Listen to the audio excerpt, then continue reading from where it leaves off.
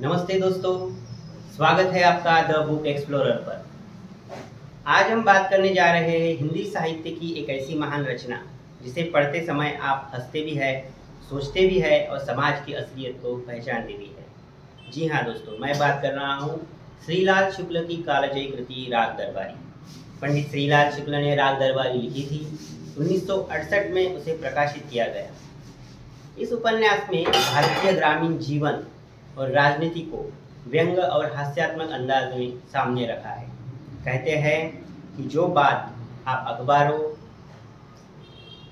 भाषणों में नहीं देख पाते, वही सच्चाई राग दरबारी के पन्नों में छुपी हुई है। इस उपन्यास के लिए पंडित श्रीलाल शुक्ल को साहित्य अकादमी का पुरस्कार भी मिला है। इसकी कहानी घूमती है शिवपालगंज नामक एक काल्पनिक गांव के चारों ओर। कहानी भले ही काल्पनिक हो, लेकिन इसके जो पात्र है, जो हालात है, वो असली भारत से लगते हैं।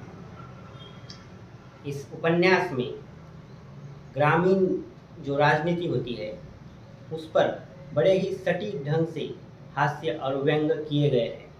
और सबसे बड़े मज़े की बात तो यह है कि जब आप ये उपन्यास पढ़ेंगे तो आपको लगेगा कि हमारे ही आसपास के किसी गांव की या नेता की बात हो रही है। लेखक ने इस उपन्यास में समाज में जो बुराइयां है उस पर सीधा हमला करने की बजाय उस पर हास्यात्मक तरीके से व्यंग किए हैं। इस कहानी में कुछ यादगार पात्र भी है, जैसे कि एक वैद्य जी, गांव के बड़े ही ताकतवर और चतुर व्यक्ति है जिनके इशारों पर पूरा गांव नाचता है। दूसरा पात्र रंगनाथ, जो शहर से पढ़कर आया है और वो गांव के हालात देखकर बहुत हैरान हो जाता है। लेखक बताते हैं कि गांव में जो राजनीतिक भ्रष्टाचार है, शिक्षा व्यवस्थाओं में अनियमितता है, पाखंड है, अंधश्रद्धा है, इसकी जड़ें बहुत गहराई तक फैली हुई है। और यह उपन्यास समाज को उसके सच का आईना दिखाती है। जी हाँ दोस्तों, अगर आपने ये उपन्यास नहीं पढ़ी है तो मैं दिल से कहता हूँ कि आप ये उपन्यास पढ़िए। ये उपन्यास भले ही 1968 में लिखी गई हो, लेकिन जो समस्याएं उस समय थी वह आज भी प्रासंगिक बनी हुई है। इसीलिए यह उपन्यास एक कालजयी कहा जाता है और हिंदी साहित्य में इसको एक बड़ा ही महत्व का स्थान है।